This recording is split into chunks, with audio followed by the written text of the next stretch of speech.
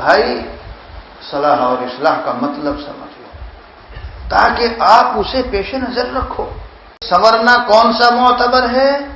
کیا مطلب ہے انسان کے اندرون کے سنور جانے کا، قلب اور قالب کے درست ہو جانے کا؟ ہماری اصلاح کا مطلب کیا؟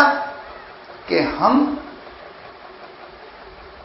پورے طور سے اپنے مولا اور مالک کے قانون کی پیروی کرنے لگیں، پورے طور سے کچھ نہ کچھ تو سب کرتے ہی ہیں، پورے طور سے کمال دین کی کمال اتباع، ورنہ تو ہمارے حکیم الامت حضرت اقدس تھانوی نے واللہ مرکزو فرمایا ہی کرتے تھے۔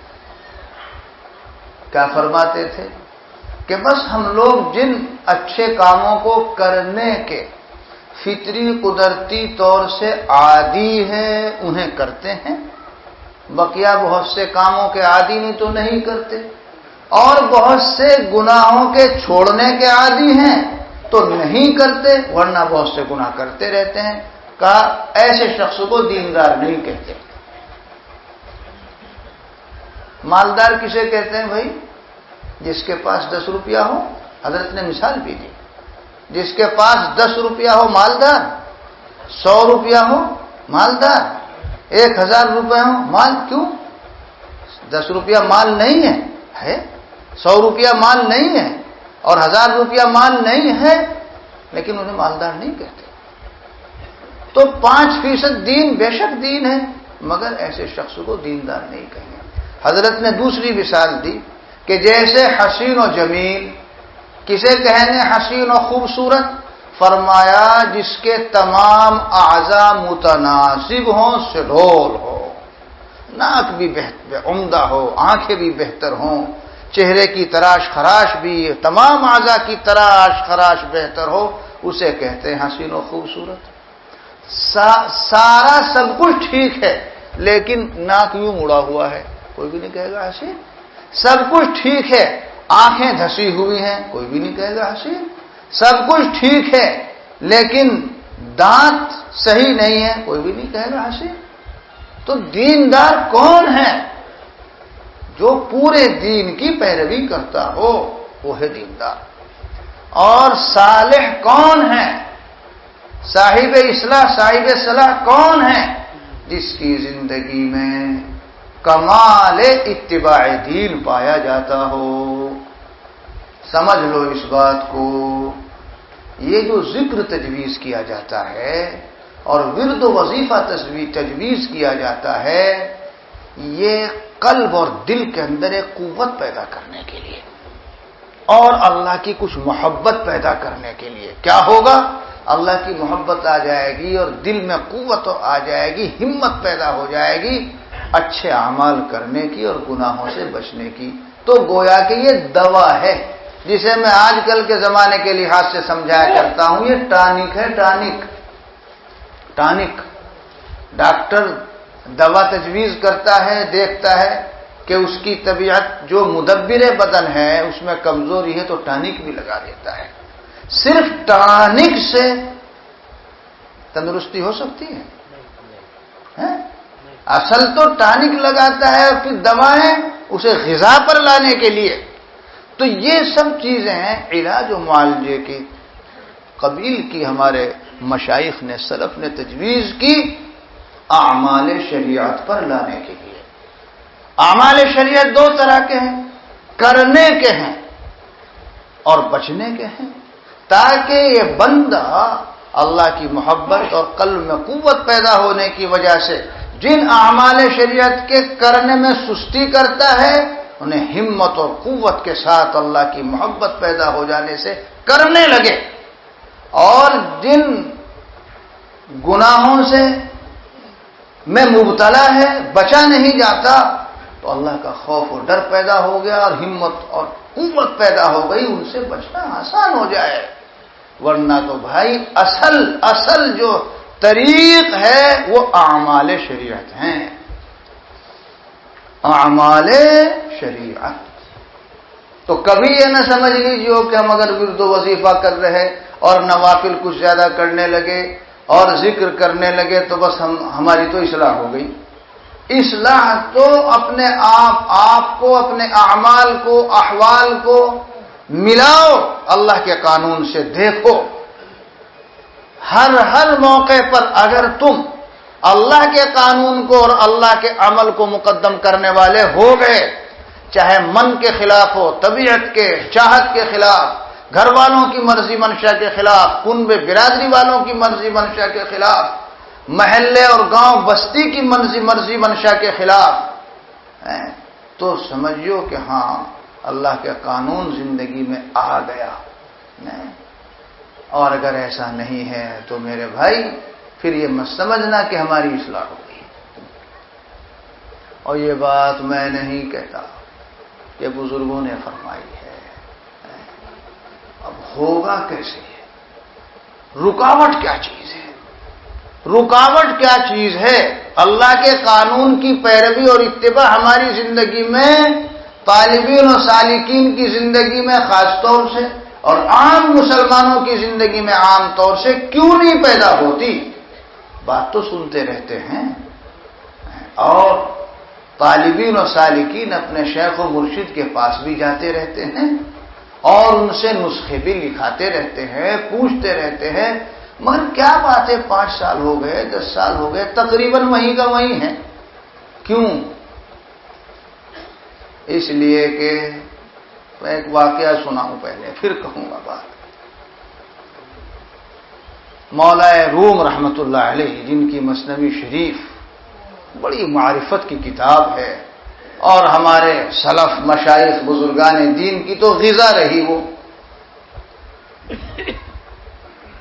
زیادہ نہیں سناتا، اس کے بارے میں نہیں کچھ کہتا. مولا روم رحمت اللہ علیہ، عارف روم، انہوں نے ایک واقعہ لکھا ہے، اور ان کا مقصد کوئی واقعات بیان کرنا تھوڑا ہی ہے. واقعہ بیان کر کے کچھ پیام و پیغام دینا چاہتے ہیں.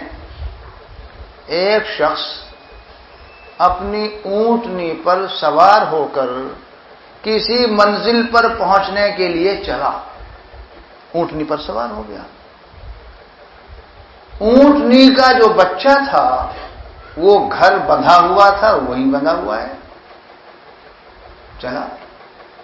اب ماں کا رجحان، میلان بچے کی طرف. ماں بچے کو کہاں بھولے؟ باپ تو کچھ بھول بھی سکتا ہے، مگر ماں کی ممتا مشہور ہوتی ہے. اور یہ بات انسانوں ہی میں نہیں ہے، جانوروں میں بھی ہے. وہ لے کے چلاتا، خودی خانی کرتا، اسے کچھ چونکے لگاتا تو چلنا ہی تھا اسے. مگر یہ چلنا قصر قاصر کی بنیاد پر ہے. اہل علم سمجھیں گے، پھر اردو میں بھی کہہ دوں گا. قصر قاصر کی بنیاد پر ہے، تقاضائے تباہ کی بنیاد پر نہیں ہے. تقاضائے تباہ کے تو خلاف ہے. وہ ہانک رہا ہے، خودی خانی کر رہا ہے، چونکے. سفر طے کر لیا 40 کلومیٹر کا، لو تھوڑا دم لے لیں، تھوڑا آرام کر لیں. اس پہ آرام کی بھی جگہ بنی ہوئی ہوتی ہے. تو پہلے تو ایسی ہی سواریاں ہوتی تو لیٹ گیا. آنکھ لگ گئی. جب اٹھا دیکھا وہ تو 20 کلومیٹر پیچھے پھر چلی گئی. پیچھے کو چلی گئی 20 کلومیٹر. نہیں کیا ہوا؟ خیر پھر چلا. چلم چلاؤ گاؤں کے لوگ کہا کرتے ہیں. پھر گیا مثلاً آگے، اور اس نے 30 40 50 کلومیٹر طے کیے. پھر لے کے چلا. پھر آرام کی ضرورت محسوس ہوئی، آنکھ لگ گئی، لیٹ گیا. پھر دوبارہ دیکھتا ہے وہ تو پھر پیچھے کی طرف چلی گئی. تو مولا روم نے یہ قصہ لکھا ہے. مقصد یہ اونٹنی کا قصہ بتلانا نہیں ہے. کیا کہنا چاہتے ہیں؟ اے سالک راہ اصلاح، اے طالب اصلاح، طالب رضائے باری تعالی، تیرا بھی حال کچھ ایسا ہی ہے. کیسا؟ تو نفس کی ناقہ اور نفس کی اونٹنی پر سوار ہے. اب میں جو بنیادی بات آپ لوگوں کو بیان کرنا چاہتا تھا اسی کے تعلق سے آیت اور حدیثیں پڑھی تھی، وہاں میں آیا ہوں. اب مولا فرماتے ہیں تو نفس کی اونٹنی پر سوار ہے. جب تک اس نفس کی اونٹنی سے نہیں اترے گا، اسے نہیں چھوڑے گا، یہ تجھے منزل تک نہیں پہنچنے دے گی۔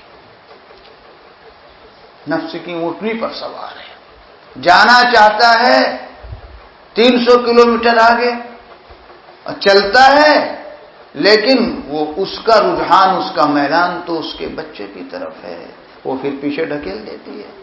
یہی حال تیرا اے سالک اور طالب تیرا ہے کہ تو نفس کی شہوات اور نفس اور طبیعت کے تقاضوں کی بنیاد پر معاصی اور گناہوں کو نہیں چھوڑتا۔ تیرا میلان اور رجحان تیرے نفس کا ہے وہ معاصی اور گناہوں کی طرف ہے۔